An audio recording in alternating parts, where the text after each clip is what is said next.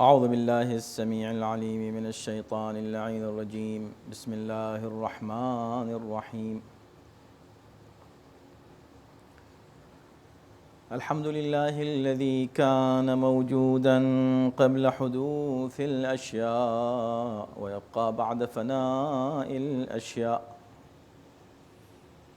تفرد بالأولية والقدم ووسم كل شيء ما عداه بالفناء والعدم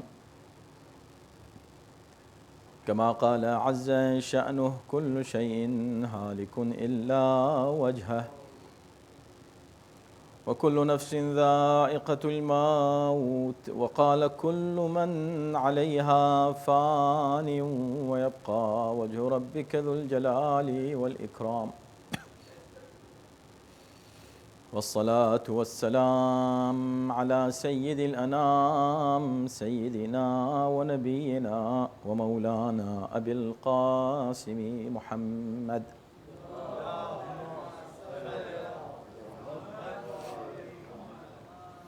وآله الطيبين الطاهرين المعصومين واللعنة الدائمة على أعدائهم أجمعين من الآن إلى يوم الدين أما بعد فقد قال الله في كتابه الكريم بسم الله الرحمن الرحيم وقل ربي زدني علما صلوات.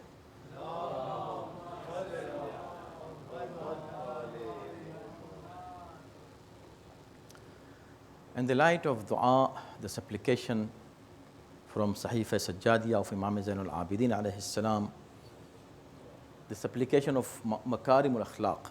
So we are discussing every single sentence that Imam has used in dua, in this dua.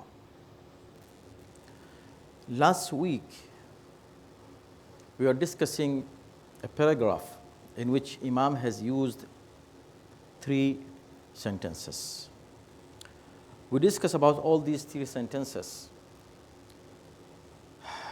But because of the importance of the subject that Imam has discussed in these sentences of dua, would like to little bit elaborate more on it. When he started this passage by sending blessings or asking and seeking blessings of Allah subhanahu wa ta'ala and on Muhammad wa ali Muhammad and said, Allahumma salli ala Muhammadin wa ali Muhammad. Then he said, وَمَتِّعْنِي بِهُدًى صَالِحٍ لَا أَسْتَبْدُلُ بِهِ. We discussed this. That, oh Allah, make me enjoy the righteous guidance, la astabdilu bih, kind of guidance that I should not ever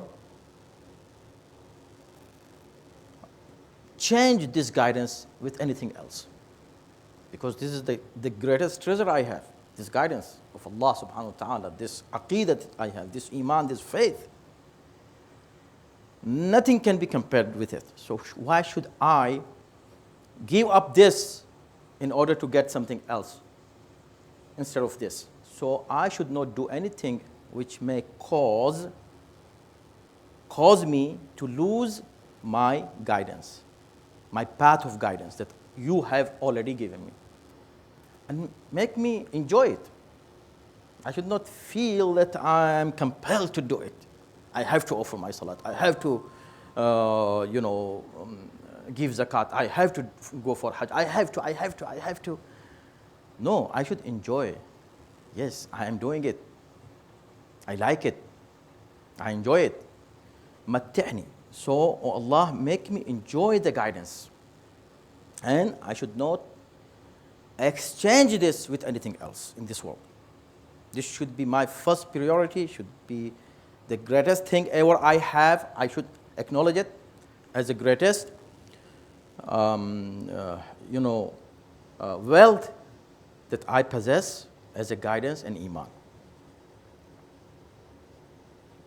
وَالطَّرِيقَةِ حَقٍّ لَا أَزِيغُ عَنْهَا. This is the second sentence. Each sentence we discussed in details earlier. And also keep me on طَرِيقَةِ حَقٍّ, on the path of truth.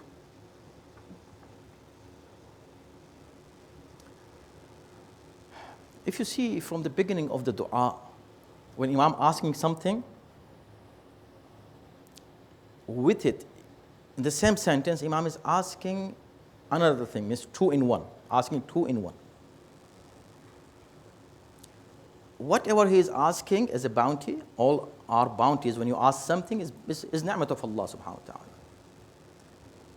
But that particular and specific bounty that Imam is asking, immediately he is asking him, when you give me this, what can ruin this? What can destroy this bounty that you're giving me?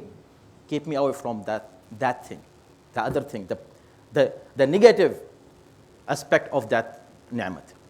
Same thing Imam is asking here. See? Give me, make me enjoy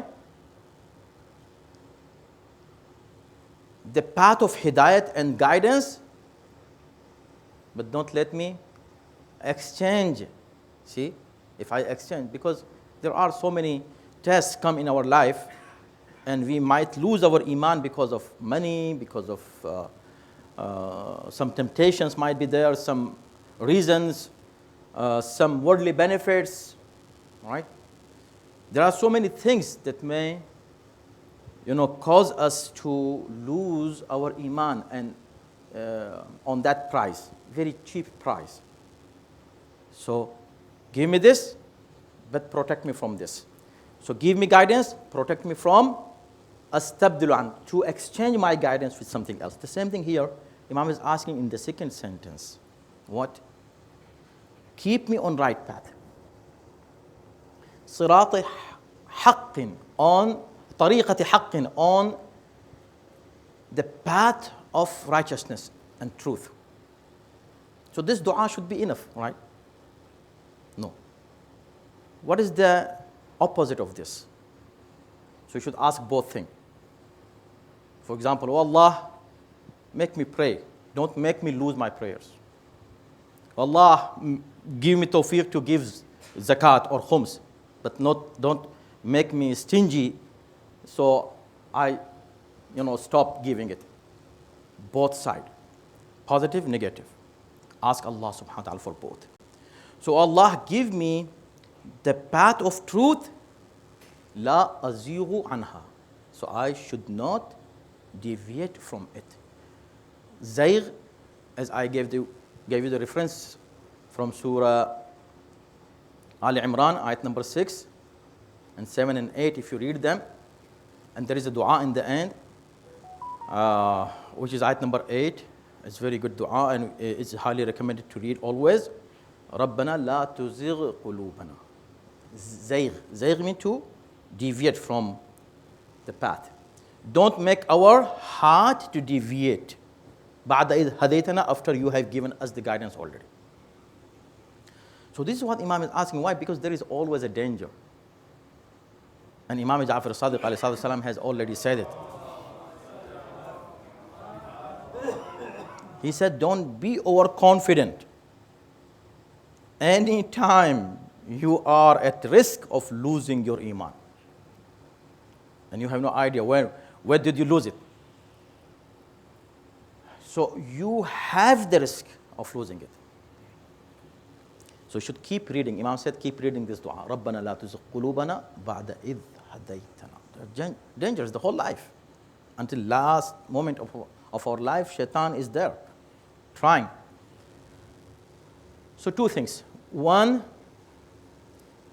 seeking guidance and not to exchange this guidance with anything else. The second thing, keep on the right path, but not to deviate from this right path, not to take exit anywhere. Let's stay on the right path until we reach to real destination. What was the third one? So third one is the thing that we discussed last week, and really this is the most dangerous thing, riskiest for our iman. Why? See, in first two sentences, there is a path, and you take exit. You deviate from the path, so you can feel it that I'm no more on this path. You can feel it. So many people, unfortunately, they have left their iman, they have left their Islam, they have left their faith, and they know it. They understand they have done it, and they don't care. Why? Because they don't have the importance of that iman in their heart. So they have abandoned their faith in their iman. They have gotten the exit, so they know it. But the third one is dangerous. What is it? وَنِيَّةِ رُشْدٍ لَا أَشُكُّ فِيهَا. Oh Allah, give me the guidance. Rushd also, a highest level of guidance called rushd. Guidance with intellect, guidance with understanding. It's called rushd. Niyati rushdin, oh Allah, give me the guidance with knowledge and certainty and surety about my own religion, with confidence and logic and reasoning. So give me this. La ashukku fiha. And I should not doubt in my iman ever. So this is why it is most dangerous. That's why Imam asked this dua in the end, the last one. The reason is this, as I said, you don't feel and doubt comes there. So people feel that I'm no more on this path, right? When you're driving, see the situation, you're driving, right?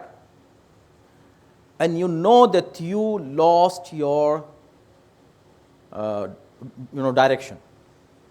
So you have to fix it. So you stand somewhere and you ask people and you come back to the road that you need to travel on. But sometimes it doesn't happen this. You are going on the road and you're confused. You don't know whether you are on the right path or you have taken a different road, but still you keep driving. With this doubt, you keep driving. In such a situation, you're getting away and more far from your destination. It's more problem. Why? Because if you know that you have taken a wrong exit, you know it. Now you can fix it immediately. But here you don't know. You are in a state of doubt. Same thing here. In your path of iman, siratul mustaqim, if you have na'udhu billah, if you have doubt, and just keep going and take it easy, it's fine if I have doubt. Many doubts come. See, having doubts or questions, remember I said it's not good, it's not bad. It is fine, it's okay to have questions in your mind. Question is always good and is always encouraged. فَاسْأَلُوا أَهْلَ الذِّكْرِ. Ask the people who know. So if you have any question in your mind, any why, how, where, when, such question, if you have in your mind, ask it. Do your research. Don't keep it in your mind. Don't let this doubt turn into a bigger, disease and a spiritual illness. Ask it immediately, fix it. So doubt is the most dangerous thing. And that's why, see, when I ended my khutbah last week, if you remember, I said in Quran speaks, it starts with mentioning the word doubt. ذَلِكَ الْكِتَابُ لَا رَيْبَ فِيهِ. This is the first ayat after Alif Lam Mim. First ayat. In first page, first sentence, first line, speaking about doubt. Quran has no doubt. Last ayat of Quran. Yuwaswisu. This last surah. Yuwaswisu fi sudurin nas. So there is a shaitan. A shaitan is called, this shaitan called Khannas. There are so many shayateen. Shayateen is not one, more than one shaitan. But the most famous one is Iblis. So we know only Iblis. And we call him shaitan, we think he is alone. There are many more shayateen. Every shaitan has a specific job. The job of Khannas, he is also a shaitan, is what? Yuwaswisu. He whispers in the hearts and minds, sudurin nas, of people. Comes in such a way that you don't whisper. That's why Khannas, the one who is invisible and don't see him, and suddenly he hides himself. It's called Khannas. Yuwaswisu, he comes and whispers. Fi sudur, in your heart. What do you think? Is it possible? Do you think there should be a God? If there is a God, why he is not doing this? Why he is not doing this? Why is not just? Why this happening in the world? Why that happening? Doubt. Creating such a doubt, you don't see him apparently, but he is whispering in your heart and mind. If you keep this whisper, it's dangerous. But how dangerous is this? Here is the point. See, many people in this world are suffering from different type of problems and issues and troubles. There is suffering around. Among these problems and troubles, this is one of those troubles. Shak, raib, doubts in our heart and mind, coming from shaitan, whispering in our heart and mind and saying, what you believe in is not true. Is it true? So he's saying something in some way that you start doubting your iman. And this is not just jinn shaitan. It's not just that shaitan, we call him jinn. Quran says, minal jinnati wan nas. He can be your friend, he can be your colleague, he can be anyone else, a human being who comes and starts talking to you and make you start doubting, make you confused. This confusion will lead you to in such a state that you are going to be in doubt all the time. This is dangerous. So how dangerous is this? I said there are many problems in this world, and this is one of those problems. People don't consider this as a problem. This doubt that comes in your mind. See, youth are sitting, mashallah. Many questions, their mind is full of questions, When they ask you a question, listen to them carefully. Leave everything. Don't stop them from asking, even if you are busy. No. Give them time. Listen to their doubt. Let them ask what they have in their mind. Don't let the kids and the youth keep those questions in their mind without solving. So they ask question. Since you don't consider it as a problem, so you don't care. It's fine. He was asking. I gave him an answer. I don't care if he is satisfied or not.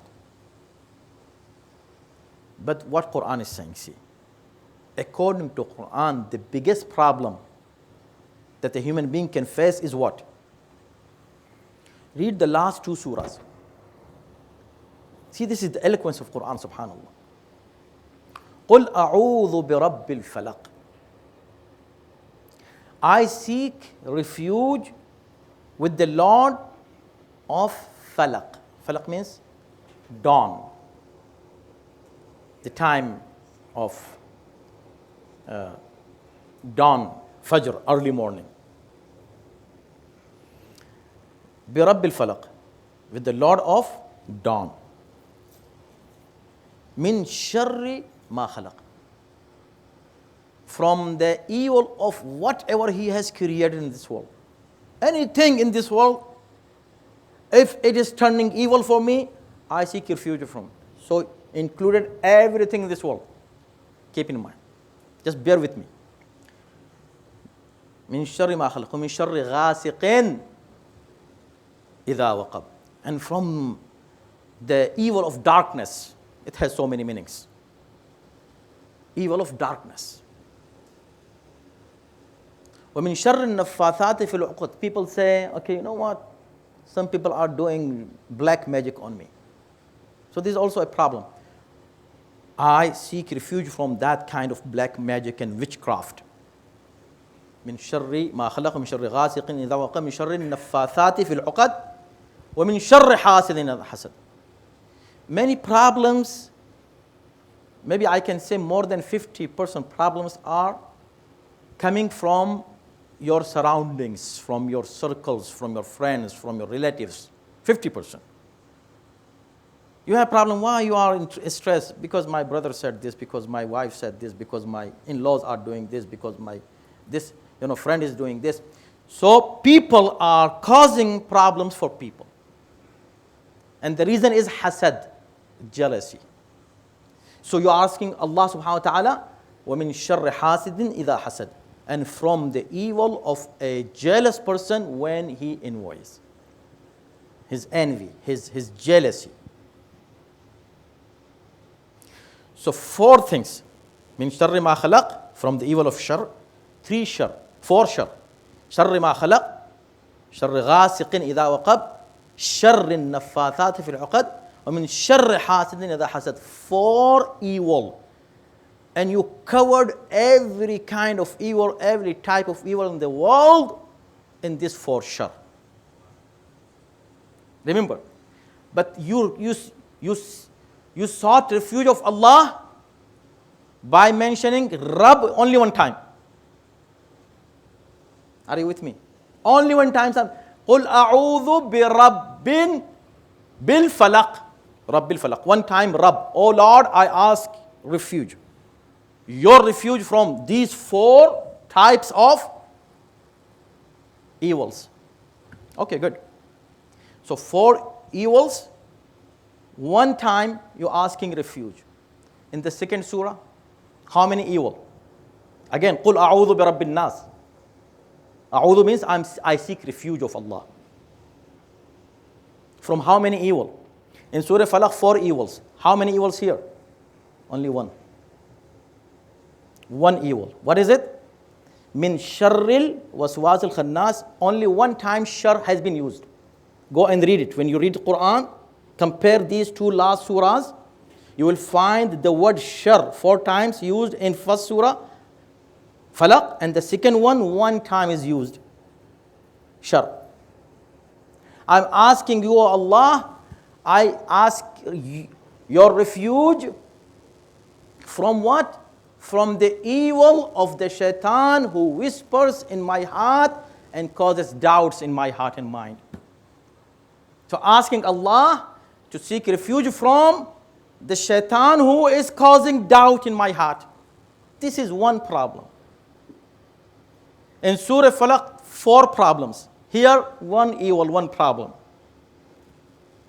But in that surah, I mentioned 1 time Rabb. The word Rabb, Lord, is used only 1 time. قُلْ أَعُوذُ بِرَبِّ الْفَلَقِ. That's it. The word Rabb is not being repeated. But in this surah, Rabb has been repeated 3 times. قُلْ أَعُوذُ بِرَبِّ النَّاسِ مَلِكِ النَّاسِ إِلَهِ النَّاسِ. In different meanings, all 3 times Rabb means Allah. You're mentioning Allah 3 times. I seek refuge with the Rabb of people. Malik al-Nas, the king of the people. Ilah al-Nas, the Lord of the people. See, 3 times. 3 times mentioning Allah for 1 problem. 1 time mentioning Allah for 4 problems. What does that mean? It means those 4 problems that you feel, min sharri ma khalaq, from evil of anything you have created in this world. From anywhere the shar and the evil is coming to me, I seek refuge from that shar. But mentioning Allah only one time. Why? Because that shar is not that strong. No matter what problem is there in this world, is not that strong. But the problem of doubt is so strong that you're mentioning Allah 3 times in one surah for only one problem. Go and read it one more time and compare it, and you'll feel and you'll see that how dangerous having doubts could be. So don't let any doubt remain in your heart. Immediately read this surah. قُلْ أَعُوذُ بِرَبِّ النَّاسِ مَلِكِ النَّاسِ إِلَٰهِ النَّاسِ مِنْ شَرِّ الْوَسْوَاسِ الْخَنَّاسِ. And also قُلْ, and also read رَبَّنَا لَا تُزِغْ قُلُوبَنَا بَعْدَ. And there are so many ways how to get rid of doubts. Inshallah, we'll talk about this. And for every sentence, I dedicate one khutbah. But since this is not that easy, having doubt and continuing our life with doubt, no, it's not good. So how to get rid of those doubts that may come? There are tips. We'll talk about those, inshallah, in our next khutbah. Salawat Muhammad wa ali Muhammad.